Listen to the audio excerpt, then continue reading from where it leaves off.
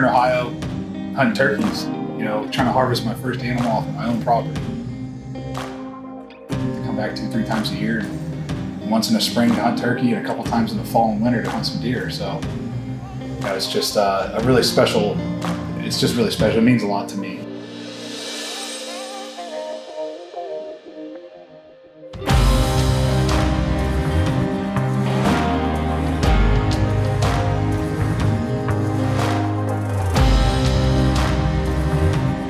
Things have come full circle for me because this is my hometown.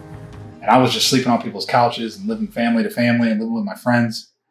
I went to college, went to play 10 years in the NFL, and here I am. I have my own, 70-acre farm and, a ton of deer, a ton of turkey. And it's just really nice to have something like that to come back to.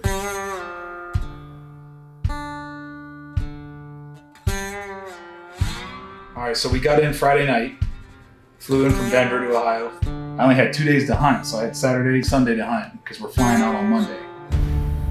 So we've got one camera running right now, so we know that there's 4 toms all, they're all fanned out, and it's just their backs. And it's like, it looks like a fake picture. It's so cool. And I was like, man, this should be good.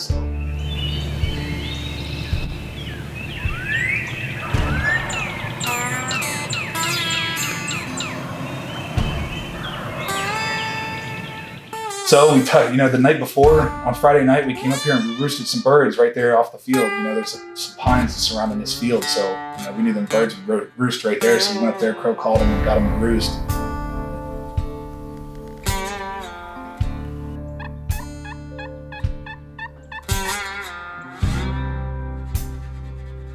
Next thing you know, we got 3 jakes coming across the field. And, I made a mistake. I put my hand up to show that there's two jakes coming. And they didn't see me yet, but then I was like, oh wait, there's 3. So when I put that 3 up, those jakes popped their head and looked at me and took off. And I was like, oh no.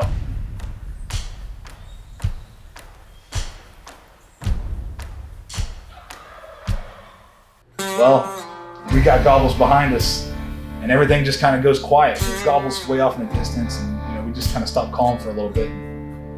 I look over, and there's a big old strutting tom coming through the woods. He's only like 15 yards, 20 yards from us. And then he kind of disappears a little bit into this little dip, this little dip with some brush on it. I was like, there's Yankees. And next thing you know, here comes 7 toms running out, 6, 7 toms. I don't know how many exactly, never only been 5. It seemed like a whole group of, whole gang of them, long beards come flying out of the woods, chasing after this decoy we got.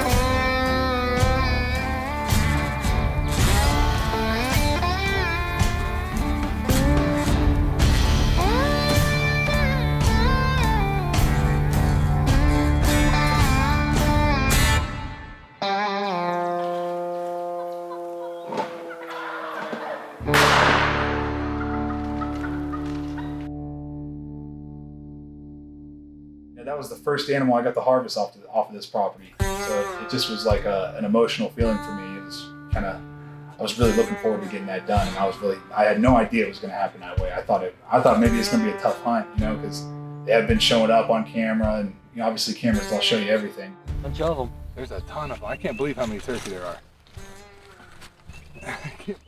Those are some of the biggest spurs I've killed. There might be, this one here is big as hell. I'd say there had to be about 30 gobblers out there this morning. Easy. They were everywhere. Yeah. And it was like 4 groups of them, and there was like 5 or 6 of them in every group, it seemed like. And there was a couple up here. Yeah. It's just a really special, it's just really special. It means a lot to me. Most people wouldn't understand because they hadn't gone through what I went through. But for me, this piece of property is everything.